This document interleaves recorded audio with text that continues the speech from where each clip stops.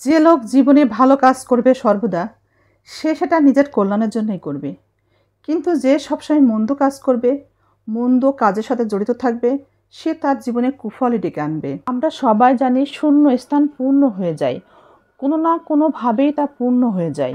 কিন্তু কথাটা পুরোপুরি সত্য নয়। কিছু শূন্য স্থান আজীবন শূন্যই রয়ে যায়। প্রিয় মানুষের কাছ থেকে সব সময় দূরে থাকাই ভালো। কারণ কি জানেন, আপনাকে যার ভালো লাগে, আপনি যাকে ভালোবাসেন, আপনি যাকে পছন্দ করেন, তার সব কিছুই আপনার কাছে ভালো লাগতেই পারে। আপনাকে সেই মানুষটির ভালো নাও লাগতে পারে, আপনাকে ভালো তাই নাও বাসতে পারে।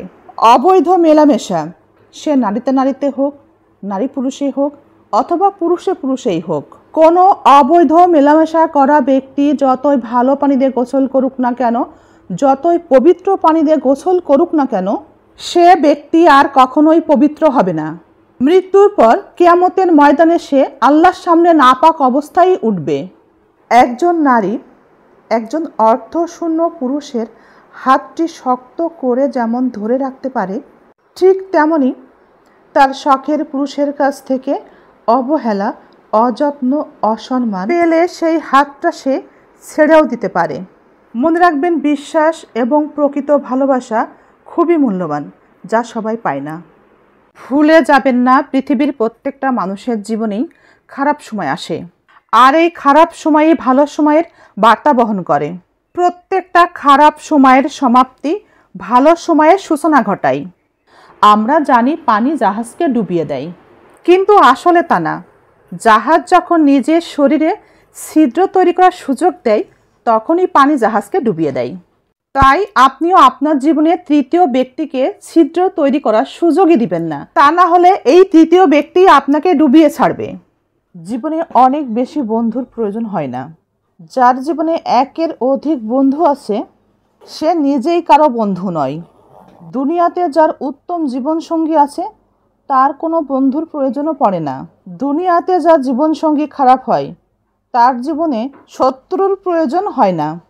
অন্যের উপকারে জীবনটা শেষ করে ফেলবেন, অন্যের উপকার করে নিজের জীবনটা পার করবেন। তবু যদি কখনো কোনো দিন সামান্য একটুখানি ভুল করে ফেলেন, মানুষের উপকার করে যে সারাটা জীবন ক্ষয় করে ফেললেন, তবু তা কেউ মনে রাখবে না।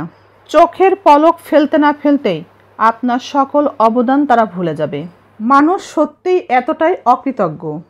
সামাজিক অসুস্থতার সাথে সাথে যদি আপনার বিবেকও অসুস্থ হয়ে যায়, তবে আপনার লেখাতে হাসি থাকবে না, এমনকি আপনার লেখাতে সুস্থতাও প্রকাশ পাবে না।